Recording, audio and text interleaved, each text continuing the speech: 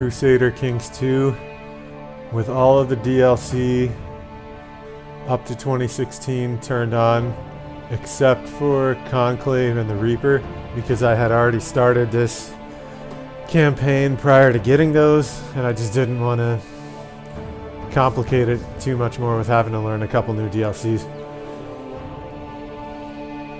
So if you zoom out here, you see I'm the Seljuk, which I made a custom empire, and it's actually the Empire of Persia. All these different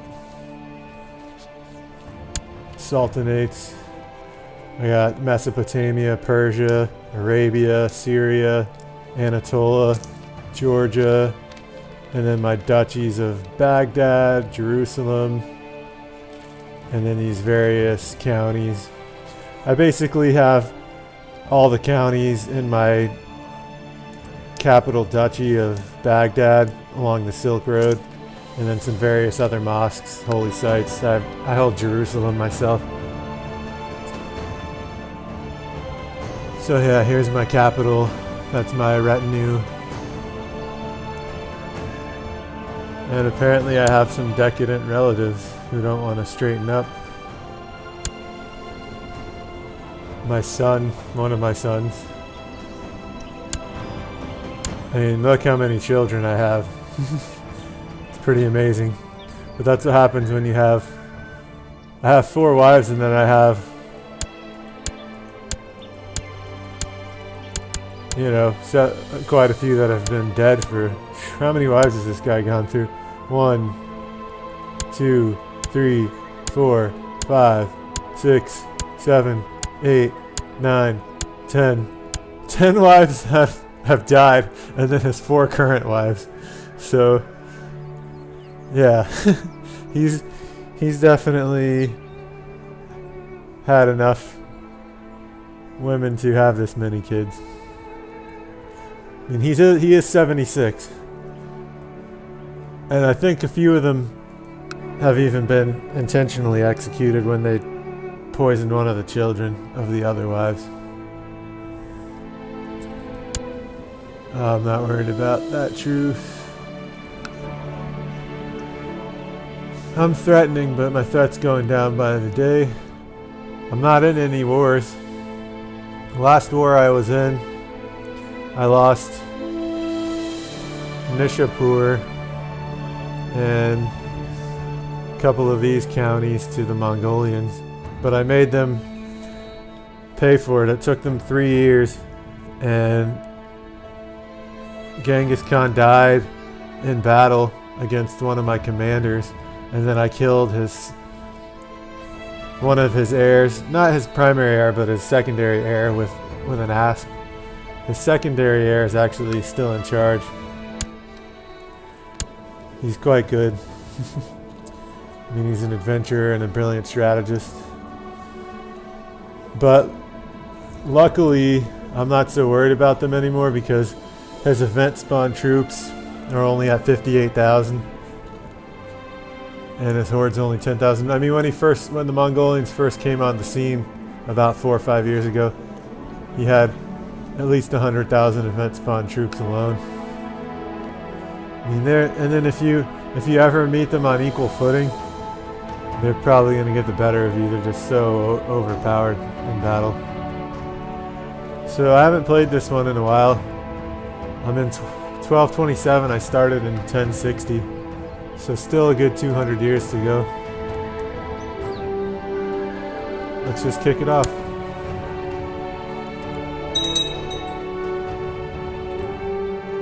I like to play on 3-speed.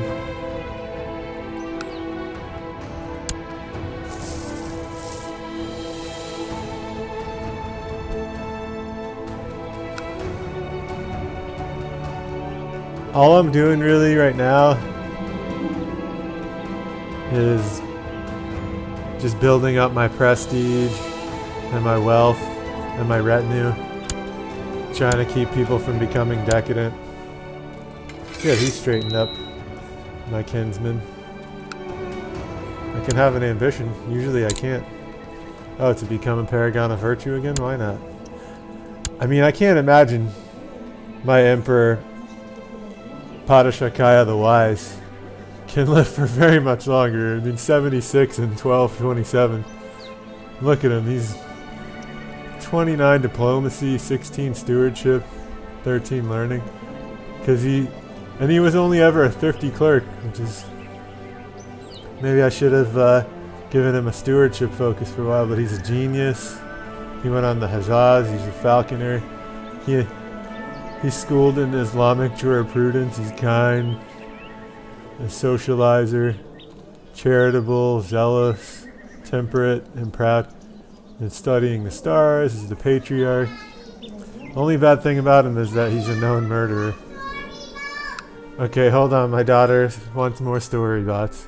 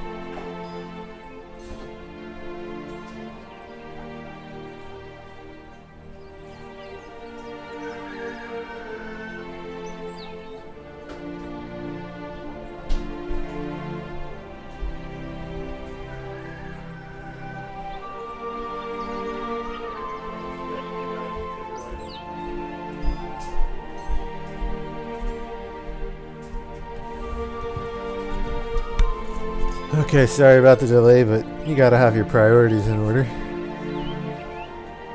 So, I mean, it's a really impressive empire. Stretches all the way down to the most of the Arabian Peninsula. I took Anatolia, I don't know, maybe 20 years ago, if that. And all the way up here, past Georgia. And then even, is this me? Wow, even up here into the steppes a bit. And then almost to the ends of Afghanistan. And then, you know, the heart of the empire here is in the Silk Road and right on the Tigris and Euphrates, and just very wealthy.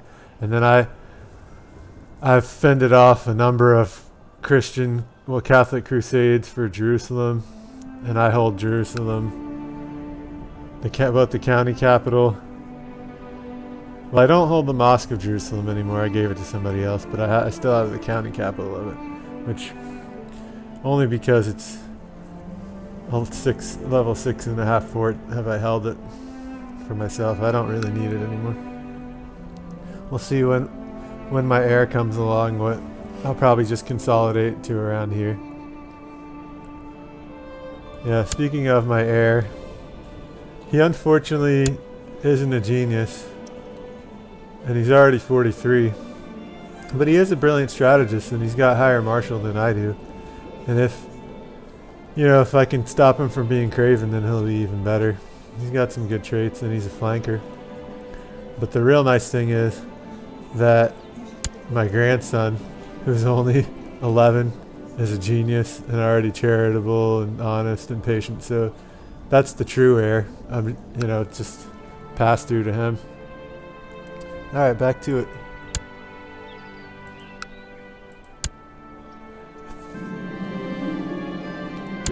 He's not decadent anymore. We already knew that. I mean, when you have an empire this big, it's just constant plot after plot after plot that you know about. So I try not to pay attention to them unless they're, is in constant. All my counselors are off on missions. Sheesh. And you know, I have. Look at my House Seljuk. There are 634 living members. I mean, this prestige is probably the biggest, probably double any other house. And 634 living members is just astounding. I mean, we could spread out to the ends of the earth. Oh good, somebody else must have already straightened him up. Unfortunately, I really need to straighten this guy up. And it's some bug in the game. I can't arrest. I guess. I mean, I know you can arrest your own son. For some reason, I can't arrest him, so I'm just having to soak up that almost 1 decade in a month. Which is really annoying. I've had it all the way down to 0 before. And then my son's not going to be as good at handling it.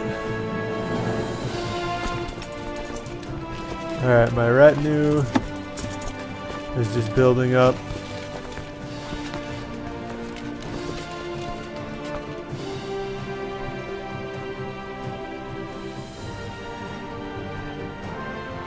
Might as well create some more. I like the light skirmish just because it's about having the big numbers to discourage anybody from making factions. You know, there are factions, but they have no strength. I mean, if you want to see who's got the power in the realm, this guy doesn't matter. He's just my personal mercenary band. And then there's only one Viceroy anymore, and he's my half-brother, and he's amazing too. 20% of my strength, but I don't mind because look at him. Just amazing stats. He's a genius also. He's on his way out, but hopefully he lives another 10 years.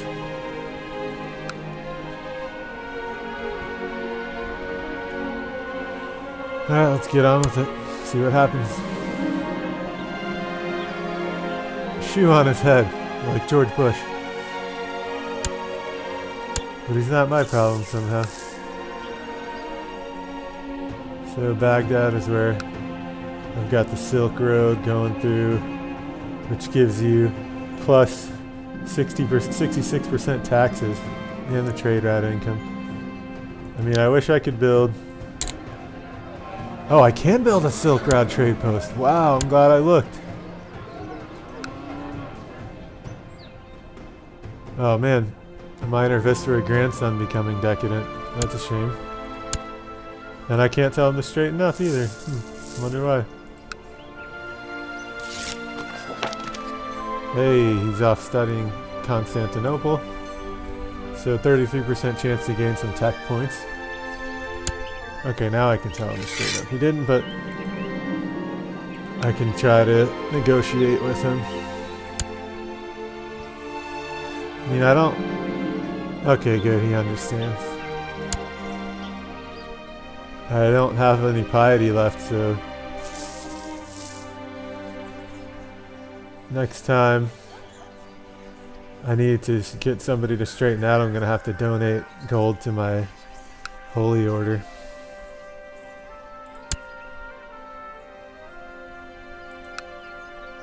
Just not really important messages here.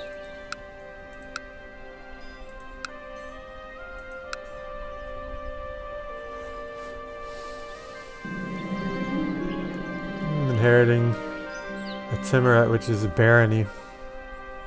Interesting. So that'll put me over my domain limit, maybe? No, okay, I was under my domain limit, so I'll just hold it. Meanwhile, my threat's going down, which is good, because then it means everybody in the world's in a defensive pact against me, so if I get it down below 50, then the religions won't band together. Okay, I'm gonna have a nice quality time with my nephew.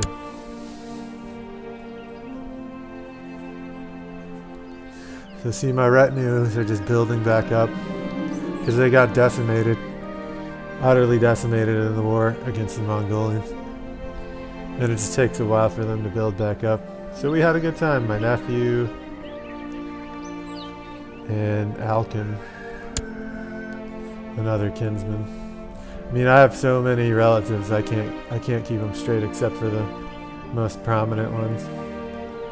And I can only keep them straight because they're king level titles. Yeah. I built the Silk Road that fast, though. So one of my vassals is making demands of another. Knowledge of majesty in Jerusalem went up. Nice. If that'll ever make Jerusalem the capital, but I guess you never know. Nobody is worth messing with giving my granddaughter to. Unless it was a Dodge who wanted to pay me 600 gold. That was about the only time. You're always ready to give to those less fortunate than yourself. And when a rockslide destroyed homes of several poor families in Baghdad, you offered them temporary lodgings in your palace. Nice, I lose.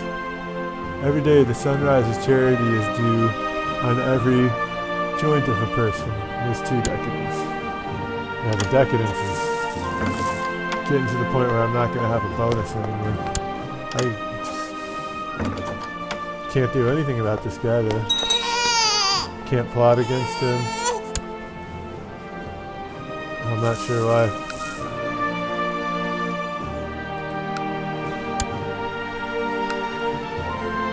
So,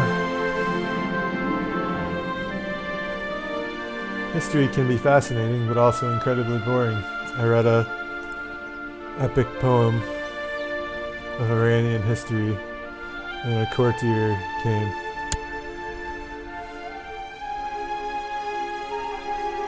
So let's check out my military on the whole. Oh, I died. Well, I couldn't live forever, so that's my new heir. I have to choose a new council.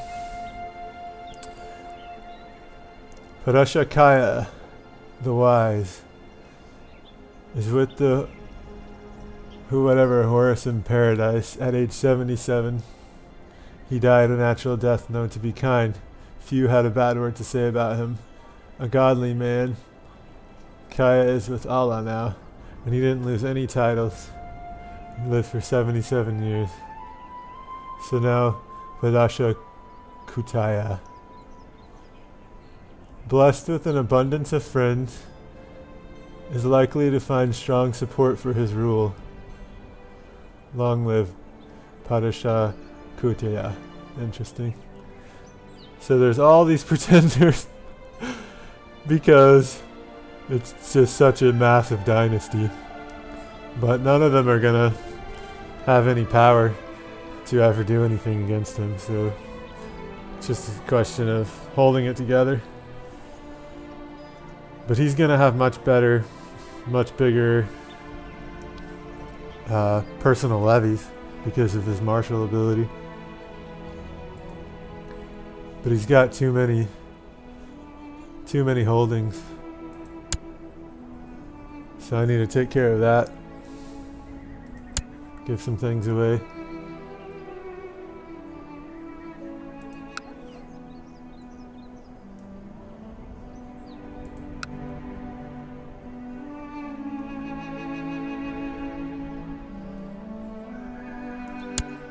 So can he do anything about him?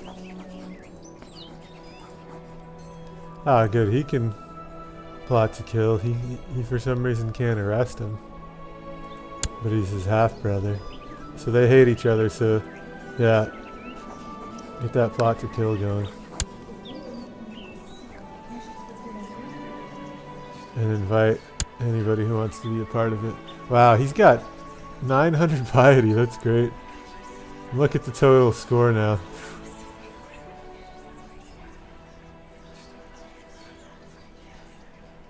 I'm over my vassal limit because his diplomacy is lower. And I need to get rid of some domains. But he's already got a lot of prestige too. Should be interesting. Unfortunately, the truce with the Mongolians is gone now. But I have 92,000 troops. And then I can hire 16,000 more for next to nothing.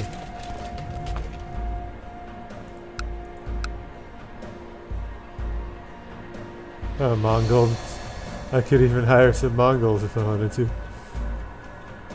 No, they're already hired by somebody. And the Turkic band is hired. I mean, anyway, I could afford so many mercenaries, but the only ones I'd really care for are my personal ones. And then also, really I should be the only one hiring these, but there are a few other. I've spread my Zikri Sunni faith so far around the world that there are some other people who can hire them.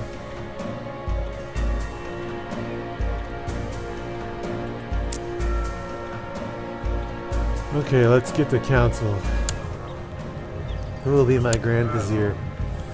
That depends on diplomacy. I've got a courtier, a 23, and a minor viceroy. I like to search for characters because I'm so influential that I can sometimes get a better one who's just willing to come. Oh, of course, not a ruler, and only men, and of age. So then that... Wow, there's somebody who's 31. I mean, really, they're not going to want to join me if they're really foreign. See, so that filtered it out right there. There's a guy who's got 26 who just came of age. Let's invite him to court. And he'll be my new Grand Vizier. Who's my marshal? Kinsman. He really doesn't like me. Oh, but I got too many duchies. Definitely give some things away. But my uncle loves me, which is great, other than he might live another 10 years. He's collecting taxes in Baghdad. It's awesome. Alright, how about a spy master? 23 is not bad at all. I mean, it's great, but let's do the same thing. Look for another one. This time we'll sort by intrigue. Well, I had 23s, so we'll just go with the one I had. He likes me better, so we'll go with him. Let's just give him a gift. 15 for 18, yeah. Now he likes me even better. Spy Master, you definitely want to like you, because otherwise he'll start plotting against you. Be right back. Just want to check on my daughter. Are you okay?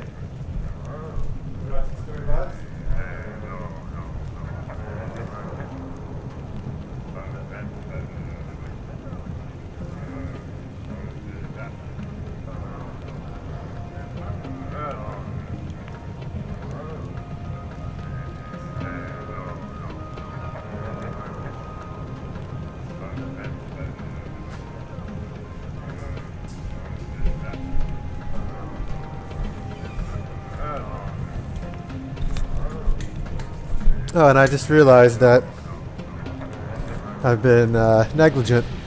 I said that the first time I did a Crusader King stream, I was gonna give my thanks to a YouTube streamer Well, he's a YouTube uploader and a Twitch streamer. Arumba07 is his Twitch channel. I watched an entire, 30-part tutorial series by him and another campaign called the Norse Rebirth that he did, and just a really intelligent guy, and the way that he does his videos, it makes you feel like you're playing along. And he pointed out a lot of things in the game that I just didn't have a good grasp on. Really gave me a better appreciation for the game. So thanks a lot, Arumba. And also, I want to thank the Dictator. He's my Steam friend and my college buddy. And I played multiplayer with him a few times, and he helped me out. So now I have a much better understanding of this game, and it's definitely my favorite grand strategy game. In my top 3 games of all time, I'd say, at this point. So why did it take this long to put it on a stream then? I don't know. I just was on to other things for the moment, and a little bit bitter about how my war with the Mongolians went. But I can turn things around. Alright, so I can do tech advances. Ooh, how about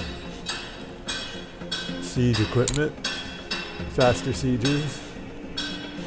And maybe castle infrastructure would be nice.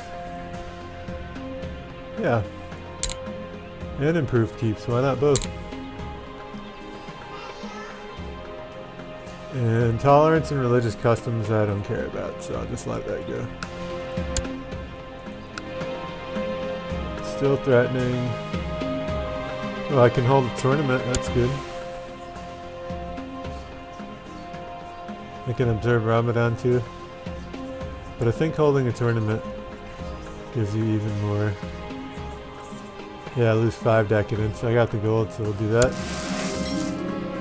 Riders have been sent to all corners of the land, spreading word that the great martial competition of Fallujah will soon be held. I don't know. Correct me. I don't know Arabic pronunciations. We'll say that's what it is. Okay, I need to give away some of my holdings, but that's for another session, because I just wanted to dust this off and get it going and see if anybody was into it. I'm into it. That's it for now though.